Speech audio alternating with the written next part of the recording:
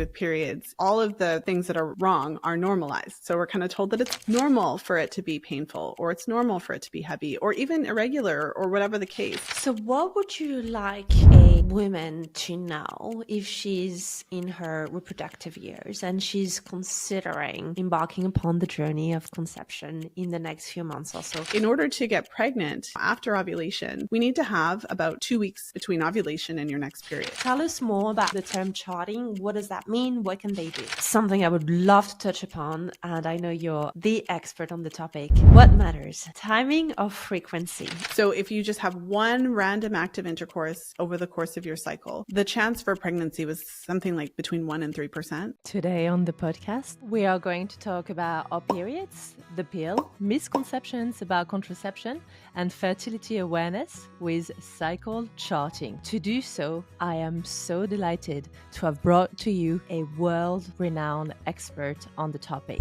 Lisa Hendrickson-Jack is a certified fertility awareness educator and holistic reproductive health practitioner who trains women's health practitioners to use their menstrual cycle as a vital sign in their practices. Lisa is the author of 3 best-selling books: The Fifth Vital Sign, The Fertility Awareness Mastery Charting Workbook, and her most recent book, Real Food for Fertility, which she has co-authored with Lily Nichols. Lisa works to debunk the myth that regular ovulation is only important when you want children by recognizing the menstrual cycle as a vital sign. Drawing heavily from the current scientific literature, Lisa's approach is to help women connect to their 5th vital sign by uncovering the connection between the menstrual cycle, fertility, and overall health. With well over 4 million downloads, her podcast, Fertility Friday, is the #1 source of information about menstrual cycle health. This episode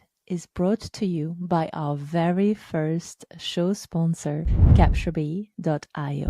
One of the hardest parts of building a business and expanding your personal brand is keeping a steady flow of warm leads and connections. When I first started, chasing leads on LinkedIn was draining, distracting, and let's be honest, not really why I went into business in the first place. Now, just imagine never having to hunt for clients again. No cold outreach, no endless LinkedIn scrolling at 1 a.m., no awkward reels either. That's exactly what CaptureBee does for you. It's a done-for-you outreach service that books warm leads straight into your calendar. And more than that, it can help you get featured on leading podcasts so that you can elevate your personal brand at the same time.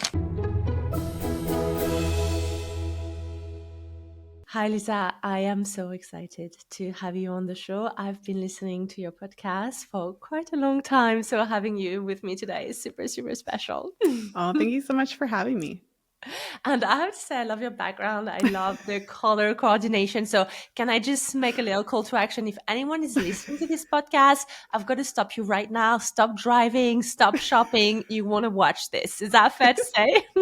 Yeah, I think so. It is intentional with the pink and everything, because why not, you know? Why not? Well, it's on brand, right? It's beautiful. I love it.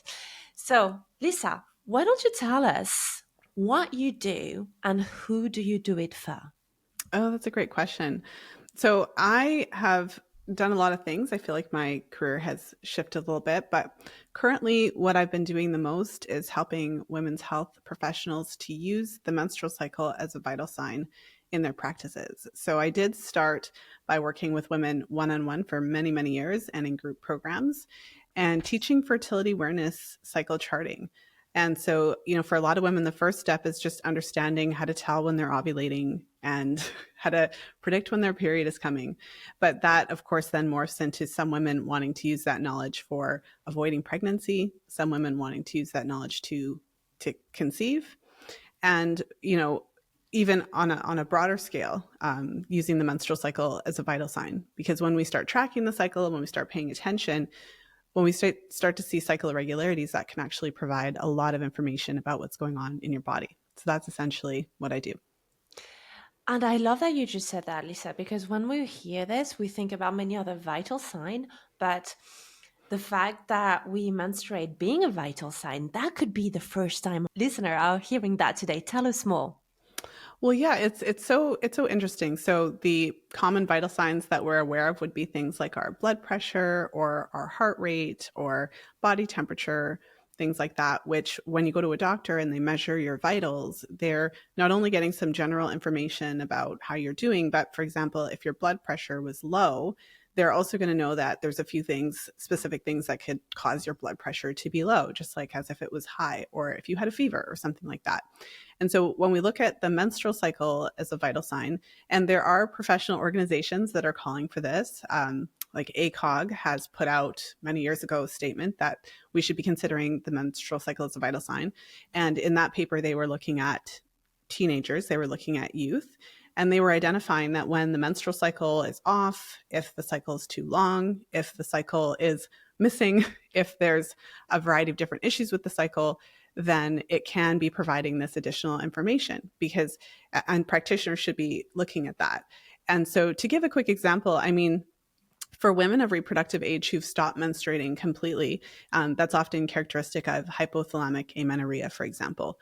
But if a woman stops menstruating for 6 months or more, in a case like that, she's at a lifetime greater risk for osteoporosis. So that's, one example of how we can look at it that way. And another practical example would be if we look at the menstrual cycle from the fertility awareness perspective, and we know what's normal in terms of discharge, cervical mucus as we call it. If a woman has some sort of discharge every single day, her entire cycle all the time, that can be something as simple as a sign of infection. So it's really interesting when you get into the weeds with the cycle, how much you can learn just by tracking it and understanding what's normal and considering the cycle to be an important and healthy part of just, life for women of reproductive age. I don't think our culture always looks at it that way. No, and I want to share a quick personal story here, Lisa. I wish I met you about 12 years ago. um, when I burnt out, and I was blissfully unaware that I was heading straight into burnout, as you usually do, type A ambitious, power-driven woman, right? You just keep working harder and harder. I actually stopped menstruating about 6 months before I was diagnosed with clinical insomnia and general anxiety disorder and the whole burnout episode. And I have to be honest, like this is so embarrassing to say, but not only did I barely notice, but I also thought to myself, how freaking inconvenient. Like I don't have time. I'm working 90 hours a week. I don't really have time to deal with period. Thank goodness my body understood that I don't have time to deal with this shit and I stopped having my period. So at first, I would say I didn't even notice because I was too busy to notice. And then when I kind of clocked in that I wasn't menstruating and I was definitely not pregnant, I was like, oh, great. Like, praise the Lord. May it continue, right? I just think how toxic of a mindset. But But you're that not was alone. right. There's Is so that many so? women who feel the same way because, again, what does our culture tell us about the cycle, right? Like it tells us that it is an inconvenience. And, anything to do with periods, all of the things that are wrong are normalized. So we're kind of told that it's normal for it to be painful, or it's normal for it to be heavy, or even irregular, or whatever the case.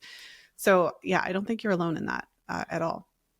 And it's incredible. I don't know about you, but if it wasn't for your podcast, for tapping into Fertility Friday and all this incredible community around fertility learnings, I felt pretty lonely on the route to understanding my fertility journey. I mean, let's step maybe just a step away from fertility, let alone understanding how ovulation works or menstruation works, right? I feel like we don't really get sat down as women to sit in class on how does our body really work. Is that your take as well, Lisa? Yeah, absolutely. And it runs so deep. So over the years so I've been doing this work since I was in my late teens. So it's been quite some time, over 20 years in this space, learning fertility awareness for myself. And then I started to teach fertility awareness in my early 20s. So I've been around this for a long time. And I really haven't encountered any women, if I think about it, who have been taught or who really did get the full kind of education piece of it. And this includes health professionals who have already, taken and graduated from professional training programs. So Yes, of course, if you go to medical school, you're going to learn about the body, you're going to learn about the menstrual cycle, but I would argue that you learn about it in a box and you don't learn the specific details about cervical fluid and menstrual charting, and you don't learn that the menstrual cycle is a normal healthy part of being a woman, in the sense that if there's something off, it's a sign that there could be something that should be addressed, right? Like modern medicine, I've interviewed many doctors, they're learning about the cycle, but almost as though, okay, so if anything goes wrong, if there's any issues with the period, if there's any issues with the cycle length, it's just pill, pill, pill. If there's any pain, it's just painkillers, painkillers. We're not really thinking of the cycle as a sign of health, really. And so, and it goes even deeper. I recently interviewed Dr. Sarah Hill on the podcast, and that was just released recently. She wrote this book called The Period Break. It's on my mind because it was very interesting. We'll put it And in the show notes to make sure yeah, that we can and refer. well, and I mean, I know many people don't know, but most medicine and science is based on the study of the male body. And even when they're doing animal studies, they'll study male animals. So that was something that I knew. But she went like even deeper, because she was like, okay, well, even when they did introduce female animals, for example, like if they're doing rat studies, they'll often oophorectomize the mice. So they'll take out the ovaries so that, even though they're using females, they are taking out the hormonal interplay. So they're taking out the thing that makes them female. And then, the results are not accurate. And then similarly, when they're studying adult women, they might do a little spot test if they're checking hormones at the beginning of the cycle or like somewhere mid-luteal. But most research doesn't really, test for women even throughout the cycle, even just to understand how the rising levels of estrogen and progesterone would affect the body. And I feel like that kind of additional understanding helps me to understand even more. So no, we're not being taught it, and they're not being taught it. We haven't even been studied. And certainly it's not something that is at the forefront of their minds. So, people like me who are talking about this, and it's not just my opinion, I share as much scientific evidence and research as possible, because of course, fertility awareness in this field, it's not at the forefront of medical schools. And a lot of people just dismiss it out of hand. But there's a lot there, the research that we do have on how the cycle works, we do have a lot of that. And so, there's certainly room to grow and learn and to shift the perspective that we have about the cycle. So what would you like a woman to know if she's in her reproductive years and she's considering embarking upon the journey of conception in the next few months or so? What do you think is essential, the sort of starter pack of fertility? Crash course. Love it. So I would say there's a couple key points that come to mind, I think, because I don't have one simple, like magical solution. So I would say that you would want to learn a little bit about the effect of birth control if you're still taking it, or if you've recently come off of that. So that's something we could talk about. You want to start to understand how your body works. So this concept of fertility awareness, knowing how to identify ovulation, the best time to, time sex correctly, and all of that type of information. And then you would also want to learn about the importance of preconception nutrition, to do what you can to be in a really good position when you become pregnant, because there's nothing that's going to require as much nutrition as building a human with your body. And then after you've had that, beautiful tiny human, you might be nursing that beautiful tiny human for, several months to a year or more, or even 2 years or more. And then many women have waited to start their families, until they're a little bit older. So many women, it's not even just like they want to have one, they want to have like, 2 or 3, like bang, bang, bang. So those, I think I'm just touching on those. And if you want to go in a little bit deeper, we can do that. But I would say those are the first 3 things that come to mind. Okay, love it. So why don't we tackle the one that you covered first, the contraceptive pill and what to do about it, and then we just follow along with the other 2, because I think they're terrific. Sounds good. Well, so in terms of contraceptives, I mean, it is a big topic. So we could talk about that for the whole podcast. But I think what's important for women to know is that if you've been on hormonal contraceptives for a while, or if you are planning to conceive within the next few months, as you said in your example, or the next year, something like that, and you're still currently on them, What we're not taught, as far as I'm concerned, is about the temporary delay of, the return of your fertility post contraception. So when you dive into the research, there's not research that would suggest that there's a permanent negative effect, or that the pill is harming your fertility just out of hand. But we do have research to show that it does take time for your cycle to fully rebound naturally. And there's a couple of different kind of categories of research that I like to reference to show how that works. And so, there's a really interesting study where they had a group of women that, like 200 plus women who had been on contraceptives. Long term, typically in research studies, is 2 years or more. Most women that I know, yeah, that's how they define long term. Most women I know, right? And clients I've worked with, like 5 years, 10 years, 15 years, or whatever. But this is how, even that is interesting, like that's how they define long term. And so, in this particular study, they had a group of women who had taken it, and then they just came off. And then they had a group of women who had never taken it. And then they compared the cycles side by side. So they were looking at just the cycle characteristics. They weren't looking at if they conceived or not. And on average, it took anywhere from about 9 to 12 cycles before the data you couldn't really distinguish between the two. And they were looking at the total cycle length. They were looking at the length of the second half of the cycle, the luteal phase. So from ovulation to your next period. They were looking at cervical mucus patterns. And, basically when women were coming off the pill, often it took a little bit of time from when they stopped taking it for them to have their first ovulation. So those first few cycles were longer because of delayed ovulation. And often the second half of the cycle was short. So these women were more likely to have a short luteal phase, especially in the first couple cycles after. And for anyone who's kind of like, she's thrown out all these terms, like what's she talking about? In order to get pregnant, after ovulation, we need to have about, 2 weeks between ovulation and your next period. So like 12 to 14 days is considered ideal. That shows that you're making good progesterone.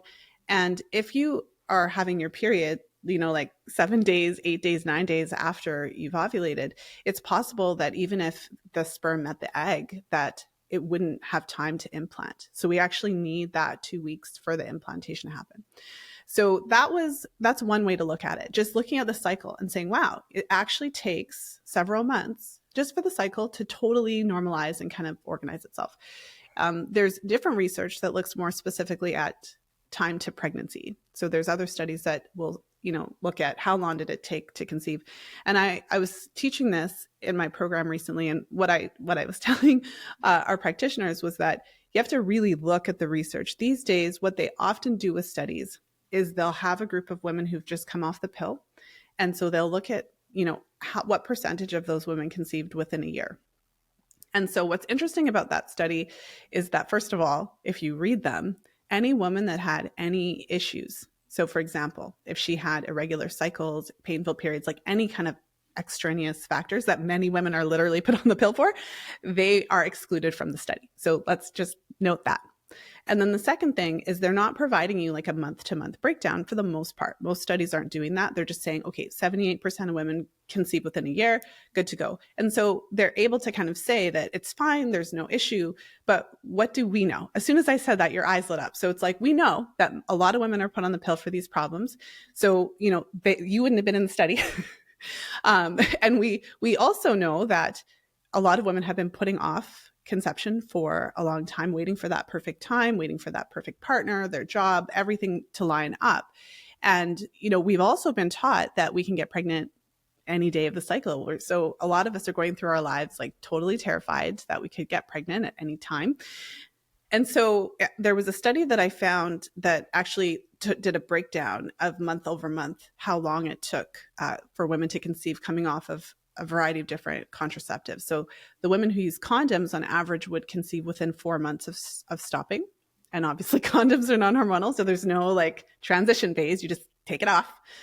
Right. And but the women who were using the pill, so the combined oral contraceptive, the synthetic estrogen and progestin containing pill, on average it took about 8 months. And this was after long-term use. And again, long-term was 2 or more years. Double. Wow. And the worst offender is the shot. So if anyone didn't know that, it's not my favorite. I'm not a fan of the shot at all. But the injection, the depot, was about 18 months. which isn't a surprise to me because that's what it is. It's just, it takes longer to get out of the body. So, I mean, in other studies, that information would potentially be hidden because they just give you the 12-month marker. Now, any woman who is listening to this understands why this is important. You've been waiting your whole life for the right moment, and you've been told that you could get pregnant on any day. So you come off the pill and you were nervous. Like even up until the month before, you're kind of like, oh no, I've got this thing next month. I can't come off of it. Because in the back of your mind, you actually think that as soon as you come off of it, you're going to be pregnant right away. Now, I just want to say, like, obviously there are women who get pregnant while they're still using the pill, and there are women who get pregnant right away. That 8 months was an average. So yes, some women are going to conceive right away. But what the study showed us was that it takes an average of twice as long. And I think you and I both know, like, imagine if you are, 35 and, month 1, you're okay. You're like, fine. Yeah. Month 2, you're like, okay, whatever. But by month 3, by month 4, by month 5, we're already starting to stress. We're already booking appointments with the fertility doctor. And by month 8 and 9 and 10 and 11, many women are already doing IUI or getting prepped for whatever other fertility procedure. So without this knowledge of, oh my goodness, there is actually, and I don't say this to scare anybody. This is why I am heavy on the data. This is me trying to give that information. So what do you do with that information? I would say that if we have that information, if we're aware of it, then if you're planning to conceive, a good idea is, even though it's scary, talk to your partner, even though we're all, you're terrified of getting pregnant. You're an adult now. If this is important to you, you can figure it out. Come off the pill before you're ready to start trying. Give your body a little bit of time to normalize, but use protection. So, like I said, figure this out. Many of us, many women, including myself, you're young, you're on the pill, you feel like, and the world is telling us too, like that it's unsafe, and that if you're off the pill, you're basically guaranteed to get pregnant. I've seen a change. I feel like when I was in school, I graduated from high school in the year 2000. So when I was in school, I feel like they were more, condoms. They talked more about condoms and their effectiveness. But I find younger women younger than me, tend to be terrified and tend to actually believe that condoms totally don't work or any of that kind of stuff. So I would encourage you, that's kind of like the recommendation out of that, to actually know that there's this transition phase and just plan whether, I tend to go toward a bit of a longer, like I would tend to say, okay, maybe 12 months if you can do that, 12 to 18. Or I would say that if you know that you did have an issue, so if you were put on the pill because you had really irregular cycles and you didn't know when your next period was going to come, or there was a problem or something, then I would say 12 to 18 months if you can. But I mean, I get it. Everyone's life is different. Everybody doesn't necessarily have the same time frame, but I feel like best practice would be at least 3 to 6 months before you are actually ready to start trying to get off the contraceptive.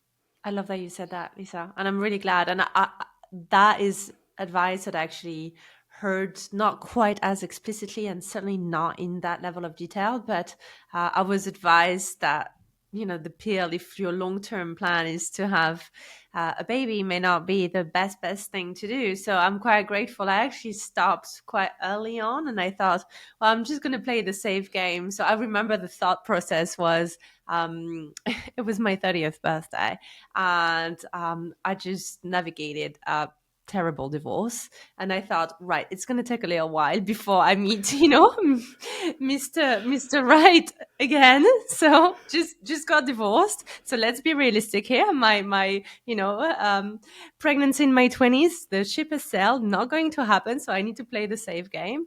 And I remember I thought, I'll just, if I do, and when I do meet someone, I'll just use another method of contraception. And on my 30th birthday, I stopped the pill, and I'm really glad that I did, because it just felt that when I wanted to make the decision to start conceiving, then it was one less thing for me to worry about. So again, personal experience, personal journey. Everyone is, on a different trajectory, but there's so many other ways to actually not get pregnant that are more natural and, in my opinion, more holistic and less damaging, right? If you're enjoying this show so far, I just have a very quick favor to ask you.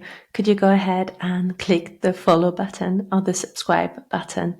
it would mean so much to me, and it would really help to grow our show so that we can enhance the production, we can bring you the best possible guests, and we can have the most amazing conversations. So if you haven't already done this, please take a moment today to go ahead and click the follow button or the subscribe button. Thank you so much. And now let's go back to this amazing conversation. And that can work. I think That that's can that's work. the thing as well. And to piggyback off of what you said, I mean, one of the things that I said in the Fifth Vital Sign in my first book in that section was kind of like general, and it's, general recommendation for women who are in their late 20s, early 30s. Just take some time to reevaluate. I mean, I'm not going to tell anybody what to do, and the pill could still be right for, if you're listening, that it still could be right for you. But I think that when we get into our late 20s and early 30s, it does make sense for us to just think about it. Just take a minute, evaluate what you've done. Because what can happen, and I've seen this happen, and I'm sure many of the women listening can relate, you started it for a reason. So you started taking whatever it is, whether it was the IUD or the pill or whatever, you started doing it for a reason. And if you think back to if you were 16, if you were 18, if you were 21, whatever, the reason that you started taking it, does that still apply? And that's why it's good to reevaluate. I think all of us should reevaluate. We should all reevaluate our decisions from time to time. If you're still doing the exact same thing that you started to do at the age of 18, now you're 30, maybe, look at the reason and see, does that still apply? Because I'll often hear women, I was too irresponsible to look at charting, and I condoms didn't work in that relationship or whatever. Does that still apply? Yeah, I love that. I love that. So I actually learned charting from you. Amazing. So I'm biased, obviously, when I say that I think you're a rock star. But let's see if you could spread that knowledge, because it's kind of been nothing short of revolutionary in my life. And I'm happy to say that I got pregnant in one cycle. Amazing. I love At to hear age that. 37. So Amazing. no, That gives me the tinglies. Thank you. And I think, frankly, it's the net result of two things. Well, perhaps three. A decade of burnout recovery and just being really well and healthy, and looking at my nutrition and being really fit and psychologically, emotionally, and physically well. I think it's really important having a wonderful partner. So obviously this is it goes without saying, but I'm very happily remarried and just found that person, right? So that's super important. But also, and that's really why I wanted to bring you on the show, is we actually used charting to not conceive when we didn't want to. And what that meant, and that's really why I'm so passionate about having this conversation with you, is the minute we decided, like, that's it. It was actually my birthday at 6th of July. And we thought, I've turned 37. We've played with fire long enough. Let's just start trying. We got married. We're happy. Now is the reasonable time. Of course, when it's a second marriage, things happen later, right? But I thought, yeah, I'm 37. Let's start trying. And well, 20 days later, I was pregnant. So, and the reason I'm sharing this story is, if I hadn't known charting, I wouldn't know how to contrast what I intended to do, because for years we used charting not to get pregnant. So I knew my temperature, I knew my cycle, I knew my ovulation, I knew my mucus, I knew the time of the month.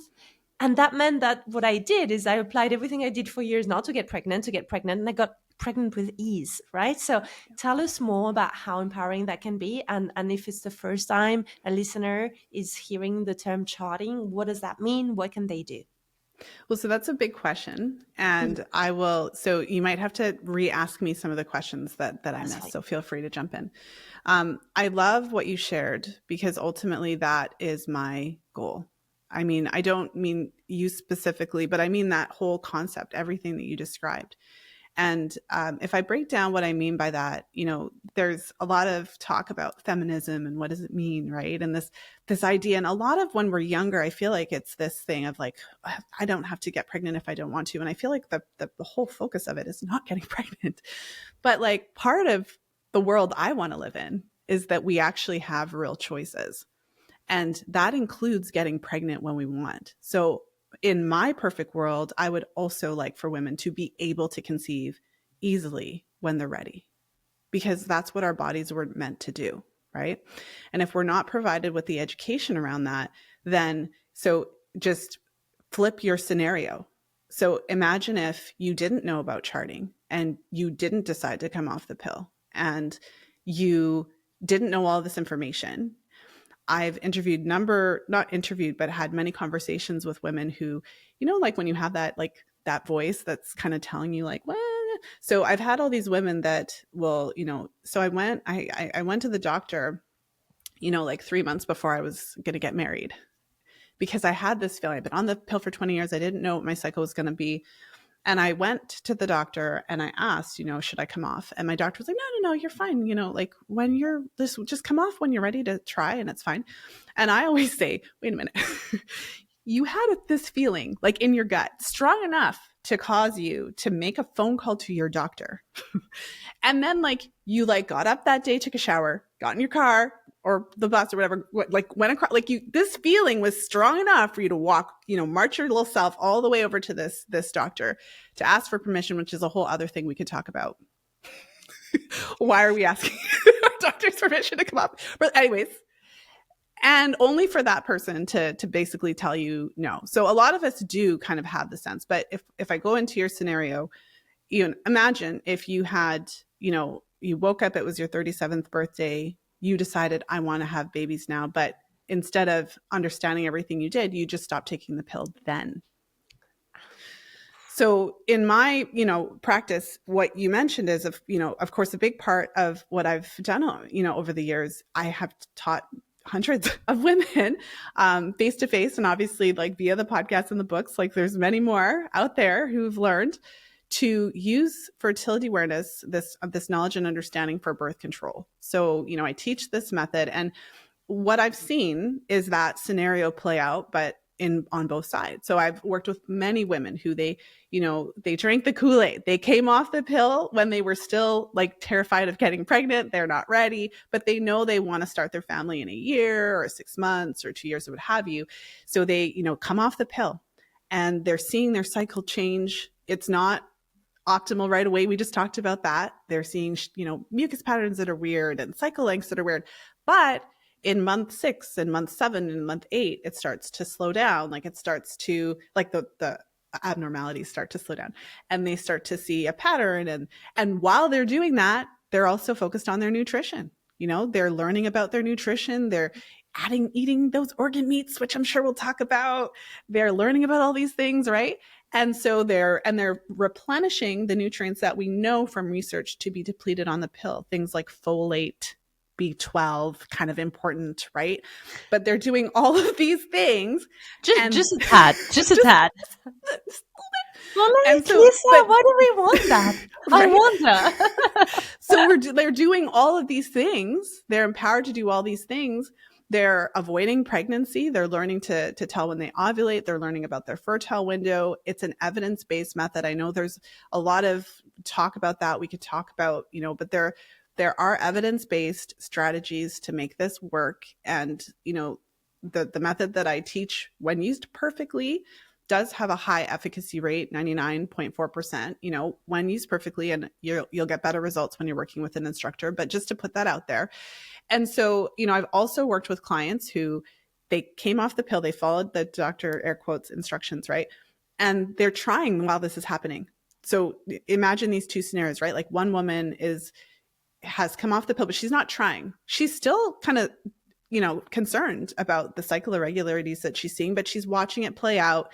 She's doing her nutrition thing, right? She's doing all these things and it does improve over time. The other woman is also seeing the exact same thing, unfold, but she's also trying.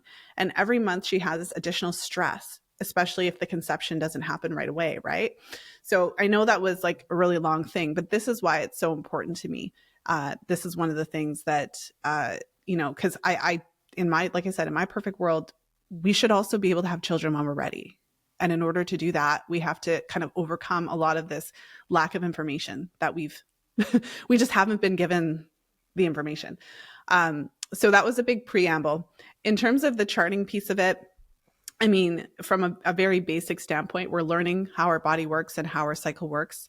So, the first day of your cycle is the first day of your period, the first day that you have true flow.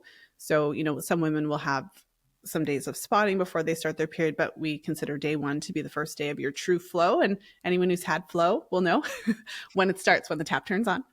And so when we have our period, it's, we could talk a little bit about what a normal period looks like, but just to kind of go over some of those myths. I mean, a period typically is lasting an average of about 5 days or so. 3 to 7 days would be the range.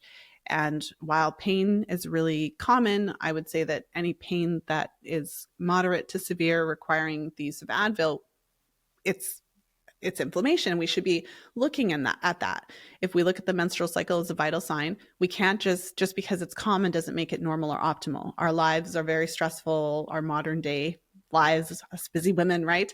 So we can't just look at everything as normal just because it's common. When our period comes to an end, we are in the pre-ovulatory phase of the cycle. So the phase of the cycle leading up to ovulation, also called the follicular phase. And it's during that phase of the cycle that pregnancy is possible. It's during that phase of the cycle that our follicle is developing. So the tiny egg in the ovary is developing. And that follicle is what is actually pumping out estrogen. And that estrogen that we're pumping out is responsible for some of the changes that we're seeing. So we talk about cervical fluid a lot. That would be the creamy white cervical fluid that you might see in your underwear, you might notice when you're wiping yourself, or the kind of clear, like raw egg white type cervical fluid that causes a really slippery sensation. So for anyone who's not on birth control, who's kind of felt like your underwear is kind of wet sometimes, and like you go to wipe and you have to wipe multiple times, like what's that stuff down there? Do I have an infection? So if you're tracking your cycle, you learn about that, and you learn that it's a normal fluid that is stimulated by estrogen. So it's when you're approaching ovulation, that's when you're typically going to see the greatest amount of it. And that fluid is really, it's really important for fertility. It's what keeps the sperm alive for up to 5 days. It's what helps us to know when is the best time in the cycle to try when you're trying to conceive. And if you're avoiding pregnancy, then you know when to avoid having unprotected sex, because again, that's the only time of your cycle, the pre-ovulatory phase, when pregnancy can happen. So that little bit of information is more than any of us were ever taught anywhere. Yes, and I learned from you that's called peak fertility window, right? So you have your peak fertility, high fertility, low fertility. That's right. And then once you ovulate, so, the follicle matures, and once the estrogen reaches its peak, that's what kind of starts the feedback loop and triggers ovulation to happen. Then when the egg is released, the follicle changes into something called the corpus luteum. So if we were to look at your ovary, if we could, take a look inside, we would see this. It would look kind of like a yellow scar on your ovary, which is the size of an almond or so. And anyway, so this corpus luteum produces progesterone. And so in the first half of the cycle, we have all this estrogen. It's causing all these changes. In the second half of the cycle, the progesterone increases significantly, and it shuts down mucus production, or dramatically reduces it for some women. It increases our body temperature, which is why you'll hear women talking about taking their temperature in the morning. And when we're charting, we can actually track those cervical fluid changes. We can track the temperature after ovulation. When the temperature rises, that's how we confirm that you have actually ovulated. And if your temperature stays high for over 18 days, that's how we can confirm that you are pregnant, actually. Mm-hmm. Because if you're not pregnant, your temperature will kind of go back down, your progesterone levels will drop, the corpus luteum kind of just, eventually runs out of steam, and then our period comes. But we can also look at our cervical position changes during that time. So, if anyone like, I know that not everybody is comfortable touching their cervix, but for me, when I was first learning, it was all of these things. I mean, obviously I'm a nerd for this stuff, and I'm still just as excited about it as I was back then. So it was fascinating. The first chart I ever, charted, I was paying attention to my mucus. I could see these changes. I could see the temperature rising and staying high, and I was touching my cervix, and I could feel my cervix was softer during that window and higher. And then afterwards it becomes more firm and it's lower. And I was amazed. I mean, amazed enough to make a whole career out of it, but I was amazed because we were never taught this. In junior high, I was just told like, oh, you can get pregnant every day. There's no safe days. You can get pregnant on your period and every day, whatever. but then only to learn that that's not the whole story. And we actually can identify what's going on in our bodies. So, that's charting essentially. And when you have that understanding and awareness, you get to decide what you're going to do with that information, right? So Yes. it doesn't mean everybody has to use it as a birth control, but some of us will, because maybe I we did. didn't have a good experience on hormones, or maybe we just want to, preserve our fertility and let our body rebound from the contraceptives and actually just see what's going on. Like, are we okay? Are we not? Because if you come off the pill and your cycle isn't okay, but you've come off early enough, that actually gives you some time to sort it out, to learn about it, to learn more, and to do something about it. And it's much, much less stressful to do that, not at the same time as when you're trying to conceive. But I mean, if you are in that camp, like, no harm, no foul, like, we only can do what we can do. But charting, if you are in that situation, will at least arm you with a bit more information, a bit of better of a starting place. And is the charting you're talking about just the exact same thing, same concept as what some may be referring to as period syncing? Is it the same thing? Or period tracking? Is it the same? Or is there a layer of extra detail and complexity to the charting? Well, that's a great question. I mean, there's tons of words being thrown around, and I mean, maybe different people would define those words differently. So, I mean, period tracking is, for the most part, when people use that word and using period tracker apps, there are apps out there that just let you record your period. And so if all you're recording is your period, I mean, that's great. That's better than not doing anything. So it's definitely helpful. And, but it is different. So if you're just tracking your period, and like, honestly, can't make this stuff up. So we just had this in one of our classes. So, I think one of our practitioners was sharing a case study, and the client, now I might be saying this wrong, but either way, I think this will be interesting for your listeners. So the client was using a period tracker app, and the period tracker app was not tracking the mucus. And I don't think it wasn't tracking temperature or mucus. So it was literally just the period. And her cycles were, let's just say her cycles were 30 days or something like that. So they were close to like the 28-day situation, or let's even, for argument's sake, I cannot talk, as an example for your podcast, let's say that it was right on 28 days, because it was like her cycles were actually kind of like right around 28, 29 days. So according to her period app that was not tracking mucus or temperature, she was ovulating on day 14, and her cycles were really regular. And so, and she was actually using, like, her cycle was predicting and telling her when it was okay to have sex, and she was trying to avoid pregnancy. And that's what was going on. So the first cycle she actually charted. So when I'm talking about charting, I'm saying, okay, so we're tracking the period, yes, but we're also tracking mucus, we're also tracking temperature. So in the first cycle she actually tracked, she thought something was wrong because her temperature didn't go up until like day 19. So it turned out that her cycles were still like the 29 days, but her ovulation wasn't happening until like day 19. So her luteal phase was like 10 days. Right. And so her app was telling her that it was okay to have sex on days that weren't. And just by luck or something like that, she had never conceived. Wow. That brings me on to something I would love to touch upon. And I know you're the expert on the topic. What matters? Timing or frequency, or a little bit of both? Well, I had a whole section in Real Food for Fertility on that. I went ham on that research. So basically, I love that question because, I mean, over the years working with fertility clients, this is like, anyone who's listening, I feel like a lot of women can relate to this. If you're not conceiving as quickly as possible, you go to your doctor and they're like, oh, just have more sex. Right. Or just have sex every other day.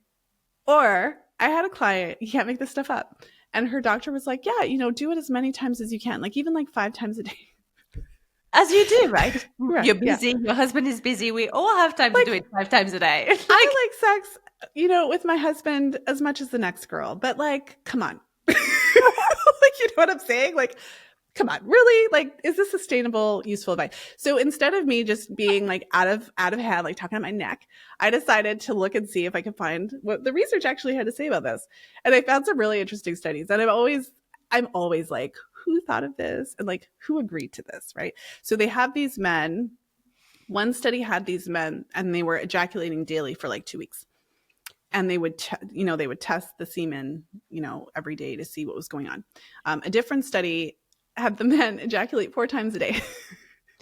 I don't think it was like multiple days. I think it was just like one day, but I was just like, again, like, so this is like, imagine the guy signing up for the study. So this is what we're going to be doing. Not a bad job, not a bad day in the office. Yeah, I know, right? It's like, what is happening?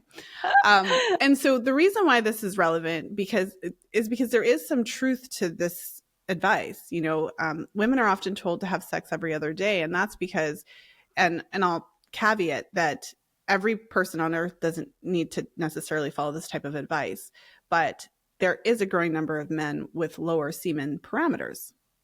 And so if your partner, holds off or, ejaculates every other day, then that theoretically would allow some of the semen to build up and potentially give him a little bit more for that ejaculation. So there is some kind of like reasoning behind some of this advice, but I wanted to look and see, okay, well, what does the research say? Is this actually a good practice? So the first study where they had the men ejaculate daily was interesting. So typically when a man goes for a semen analysis, for example, so if any of your listeners have had that done, so typically they're asking him to hold off on ejaculation for a few days. That might be 3, 4, 5 days, something like that, not more than 5 days. I don't think there's much of a benefit for that. But either way, when you get that semen analysis, you're kind of getting the best case scenario because he did hold off on ejaculation for a few days. So in that study, the first day there was, more semen, likely because he hadn't ejaculated like the day before. And then every day after that, there was an initial kind of drop over like days 2 and 3. And then there was it wasn't exactly the same every day, but there was kind of like a consistent amount. And that does speak to what we know about sperm production, that men do produce sperm every day. And so it's not like there's ever zero. It's not like he's going to run out. So it was interesting to see those results because there was like some. So, I couldn't be like, okay, there's no benefit to having sex every day. But the question kind of is like, how much of a benefit is there, right? To justify that activity all the time, especially for couples who've been trying for a long time, it can become a bit cumbersome, right? The other study with the man who ejaculated 4 times in one day, the semen did drastically drop, unsurprisingly, by ejaculation 3 and 4, right? So the numbers were quite small. And so, I mean, I think if I try to summarize what I think about it, if you and your partner are just like having the greatest time and you're actually wanting to and loving having, that sex at that frequency, great.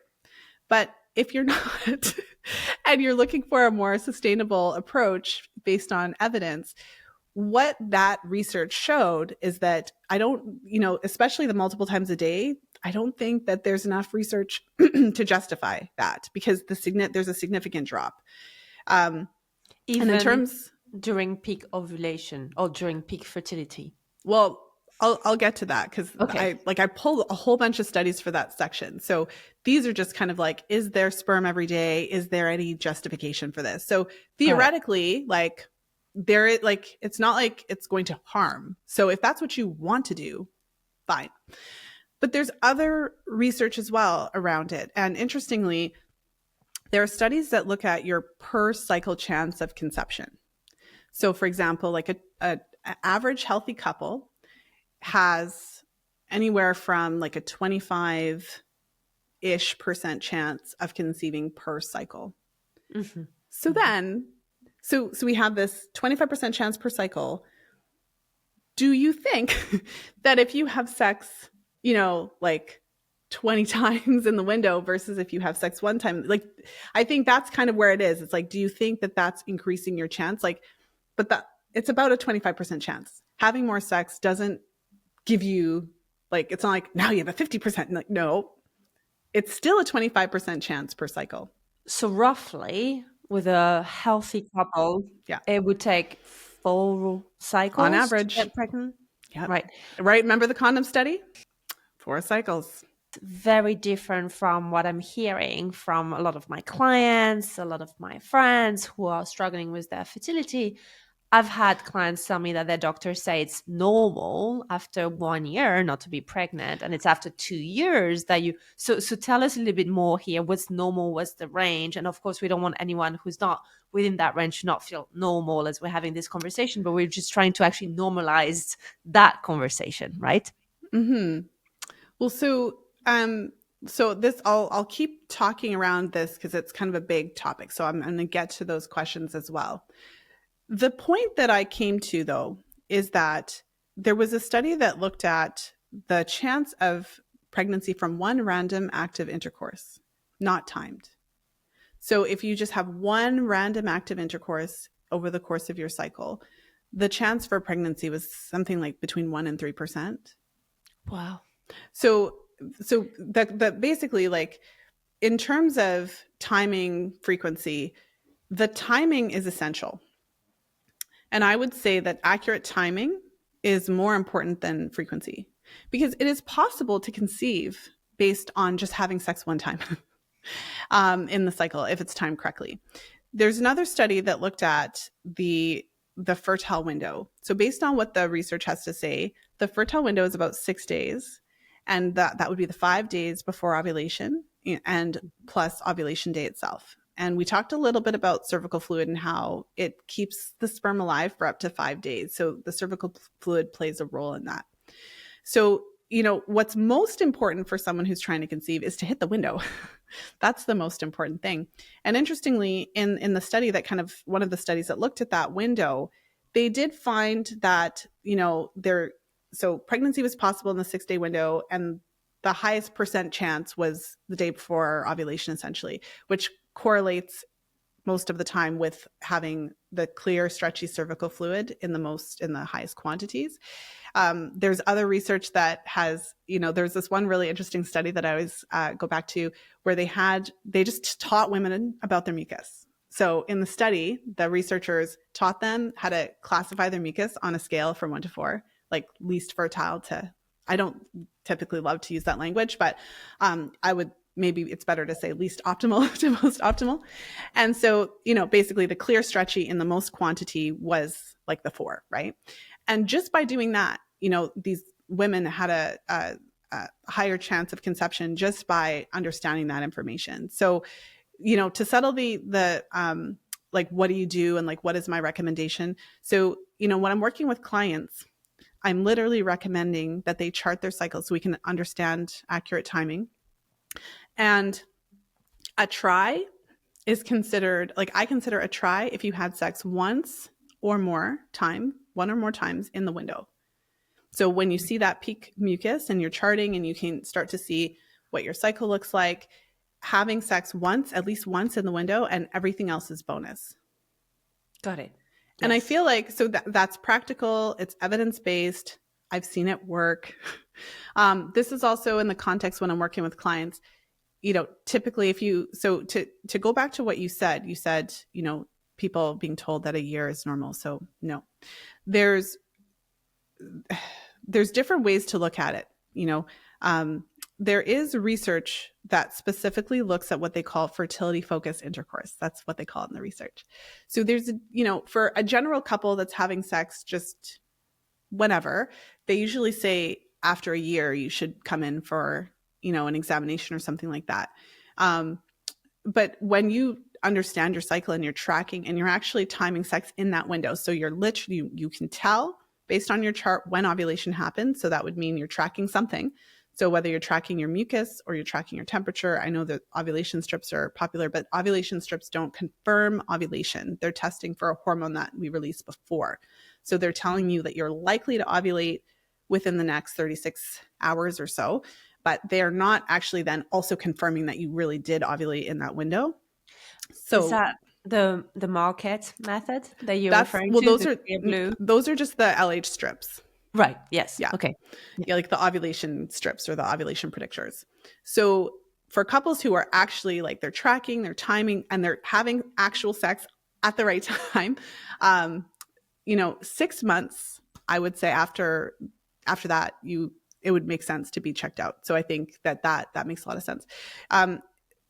When we look at couples who are taking a year or more to conceive, statistically, it's more likely that the man's semen sperm is not optimal. Interesting piece of information. I started teaching women this stuff when I was in my 20s, my early 20s. And I mean, at that time, I was definitely in the avoiding pregnancy mode, right? And so my personal experience was like, you're kind of terrified of sperm, right? You're kind of like imagining, like, stay over there. That's your side of the room, right? During the fertile window. So you can imagine my surprise when I started working with women who were trying to get pregnant, and I would see their cycle, and I would see that they were having unprotected sex in the window at the optimal time over and over and over again, and nothing was going on. That shocked me, right? And that prompted me to start asking more questions. Okay, so has his sperm been tested? And oh no, everything was fine. The doctor said he's good. He's good. He's fine. He's fine. He's fine. And then when we would actually look at the data from the semen analysis and compare it to what optimal levels would be like, we'd often see a discrepancy. So I do think that, the takeaway is that it's not normal. Tracking your cycle helps you to better understand. It helps you to learn how to time sex accurately. It takes the pressure off. It's not, the stress of have sex every other day and stuff like that. I feel like for the clients I've worked with, that didn't work for them. It can be hard on the relationship to be having sex with an intention and a purpose, as opposed to before when you were just having sex because you wanted to. And so being able to time, being able to pinpoint the window is huge for couples, so that they know when the sex counts, and that actually frees up outside of the window for them just to have fun sex, to reconnect without feeling like they're like every time is a try, right? Like, and it feels so stressful. It's good to be able to not do that. But it also gives us an opportunity to identify, okay, well, so timing isn't the problem. What's going on with his sperm? And in Real Food for Fertility, my recent book that I co-authored with Lily Nichols, she dives into the nutrition deeply, which we do throughout the book, which is essential. But we also get into the specifics of timing, all the things that we've talked about today. And we have a whole chapter on optimizing sperm quality and what the WHO parameters are, how those compare to what's optimal, how those parameters were, even identified, and some guidance as to how to support your partner, because he's 50% of the equation. I have 3 children. I carried them. They were in my body. They came out looking just like dad. So, jokes aside, there's also research to show that the quality of his sperm completely and entirely just like dad. Yeah, he used my body to clone himself. It's unreal. You're gonna have to send me a picture, Lisa. Yeah. He's handsome. It worked out. But I'm just saying. But yeah, what's interesting about that though is that there's even research to show that the quality of his sperm can affect how your placenta develops. And Right. There's certain childhood conditions that can be traced back to the quality of his sperm. So my point is that his contribution is very important. A lot of women who are trying, obviously, understandably, we're focused on our nutrition. We're focused on improving egg quality. We're doing all of these things. But and we're also being told that he's totally fine. But statistically, if you've been trying for a year or more and nothing's happening and you've been timing pretty decently, then we need to look at him with a closer eye. We need to be looking at those results. I love that you said that. I think it's really important to be doing that together and to really bring the sperm into the equation, which is still a topic that needs to be handled with tact, right? Yes. Well, you're dealing with men. So what I've found, though, is that for all the clients I've worked with, most of their partners were willing to do something. They're typically not, they're men. So they're typically not, I'm not trying to knock you. Love you, men. I really do. Overall, working with fertility awareness, you would think that a lot of men would be put off by charting or, this type of birth control method. But overwhelmingly, I've just seen really positive experiences for my clients. So I really do mean it when I say I love men. But with that said, what I typically see is that they are willing to do something, but they're not typically willing to do everything. Not all men are going to do everything. So it's like you have to pinpoint what would be the most critical changes for the situation and see how much he's willing to do. But like I said, I've had good success. Yes, some men will not do an analysis even. And I've if thought of that's the that. case, yeah. Mhm. And I mean, if that's the case, hopefully we can act as if. And if all else fails, learn how to put hidden liver in your food. Love that. So tell us more about what you meant around organ meat. I'm so excited. I'm trying to put it mildly, I'm obsessed with organ meat. I just don't know how else. So I eat it, my husband eat it, and I think it's kind of played a good role. So tell us more. Well, yeah, it's so interesting. I mean, I'm a curious person, so I'm the type of person that I wonder, what did people do before vitamins? I mean, if you look into the history of vitamins, they didn't always exist, and certainly 500 years ago there were no vitamins. So what were people doing? And when we look at what traditional cultures were doing, how they were getting their nutrition, and potentially even how they were deciding when marriages would take place in the season, they were often kind of around these nutrition practices. So organ meats are really interesting if you look at their nutrient density and profiles. So liver, Lily and I talk about likely the most in terms of organ meats. But when we look at the composition, liver is essentially nature's multivitamin, and it contains all of the things that we happen to need to support our body post pill and for preconception nutrition. Maybe all is a strong word, but it's an excellent source of B vitamins, including folate and B12 and B6 and choline, which are essential for a variety of very important aspects of development. And it's an excellent source of iron, even selenium, zinc. It contains quite a bit of nutrients. That's kind of scratching the surface. And it's one of the most important sources of vitamin A. And while there's a lot of controversy around vitamin A, I think we can learn a lot from animal studies in terms of the role of vitamin A in reproduction. So when they're studying female animals, the research shows that if you were to give like a female rat or something a vitamin A deficient diet, there's a range of issues that will occur. So depending on how much they limit the vitamin A, it could be that the babies are born blind or deaf or without eyes or without ears, or they can't bring the pregnancy to term at all. And in animals, they call it fetal reabsorption. Very important. In male animals, when they do those similar trials, they find that vitamin A is the on and off switch for sperm production. And so basically, if you are, if you're giving male rats, for example, a vitamin A devoid diet, it directly affects how much testosterone they produce and their ability to produce sperm. And it is so clear, this like kind of on-off switch situation, that there is research in human males for the potential of disrupting the retinoic acid receptors as a form of birth control for men. It hasn't resulted in a product yet, but you can just do a quick, easy search and you can find studies that are kind of saying, okay, so what if we disrupt the retinoic acid receptor, retinol, vitamin A in males as a form of contraceptive. So, we cited a study in Real Food for Fertility where they, looked at different things that the men were eating. And the men who were consuming organ meats did have significantly improved semen parameters. And what was interesting about that is that they didn't include that in the abstract or anything. It was kind of just hidden in the paper because it was an unexpected finding, and they just didn't.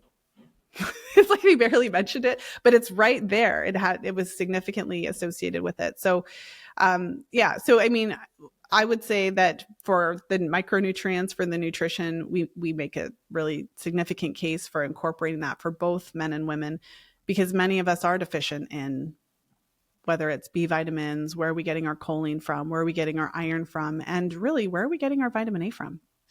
I love that you said that. You're going to make my husband stay when he listens to this episode. It's going to be like, darling, those days where you told me off for eating all that tripes and kidneys. I have to say, I eat a lot of organ meat too, but the way he eats it, I'm like, okay, that's too much for me. He just loves it. And as I'm sure you know, it's not all super attractive in the kitchen. Well, it depends because when I mean, I'm of West Indian background, so I grew up eating, and it's interesting because I didn't know that it was so good for fertility when I was in my 20s. But I didn't have an issue eating it. I just didn't know. Oh, But I grew wow. up eating liver and kidneys, and we did eat tripe and, all of those things. And interestingly, I mean, there's a lot of research on antioxidants, like, a lot of research on CoQ10 for both egg and sperm quality. And liver is a natural source of that. And heart meat is a natural source of that. I'm not saying that you may not also need additional supplementation. We talk about that as well, depending on the situation. There's really good research on a variety of antioxidants, especially for sperm production and also mitochondrial supporting nutrients, right? Because that plays a really critical role in egg and sperm health. But yeah, it's really important to know. And the good thing about male fertility is it is one of the aspects of fertility that can be measured relatively easily. Right. We can't just go and give us an egg sample, right? Yeah, that's right. Right. To test. But one thing that can be very encouraging is that when men are able to follow some of the evidence-based recommendations for improving sperm quality, improving, especially, motility. Interestingly, the one marker that most highly correlates with your chances of success for pregnancy, as far as the male side goes, is total motile sperm count. So the total amount of sperm that is actually moving. And there's a lot of research into how to improve that. And then, I think we just need to make sure that we're usually giving all of our attention to the woman, which is important as well. We also need attention. We need to be looking at our cycles and our hormones and any other factors that could be impairing fertility. But we also need to be looking at the male, because again, without his contribution, you don't have a baby. So, ladies, you got it. Tonight, you're cooking hearts in the kitchen. And I mean, if that's too much for you and you're just like, these ladies are crazy. What did they say? What even is tripe, right? You don't have to do that. You don't have to do that. There's plenty of places where you can buy desiccated, liver in a pill form. It's the same food. It's just you're consuming it in a different way. Has You're the right. same effect. So, we're here we're for everybody. If you're like, I am not eating that, you ladies are crazy. My grandma used to try to feed me liver and onions and I hated it. We got you. You're good. You're okay. You can still participate. I can do all organs but tribes. That's where my boundary is. Like all of them, but. But actually, I think that as well, it's important to mention, like, heart is pretty easy to start with. It's not one of those really overpowering organ. It's kind of my go-to. Taste-wise. Taste-wise? For the women who are thinking, but I have to look at it, yes. Yeah. But maybe you could have your partner cut it up. It's like steak. It. Like he does the chopping, you do the eating, right? Like we got heart. Yeah. And I feel like I can just, because I work with so many clients, I'm just like, I can just feel some of you, if you're like, what is wrong with them? Heart actually does taste like steak. Like I'm not making this genuinely. up. It actually does. But you don't have, like, again, we're having this conversation, right? And liver is not the only thing. So for example, in Real Food for Fertility, we talk about a variety of different foods. That would include full fat dairy, high quality, when you can incorporate it, or fermented dairy products so that you can, incorporate the probiotic foods. If you're able to incorporate fish and seafood. And if you like shellfish, oysters are kind of like, the fish version of organ meats because they're really high in B12. So, there's a lot of different ways to incorporate fertility foods. And if you're in that position of thinking of conceiving and trying to conceive, or you've already had a baby and you're planning to have another baby, it is really important because, your doctor will, at least my doctor told me, it was always like, oh, the baby will get what it needs.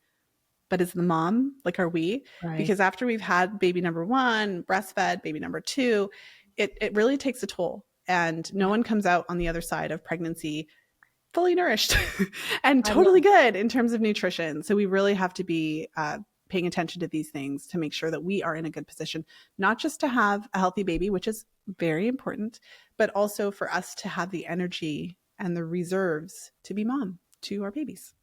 I love it, Lisa. It brings me back to thinking about my summer of eating oyster almost daily in the south of France and getting pregnant. So you see, like, it works. I want to be eating oysters in the south of France. We're going to have to talk. What's going on?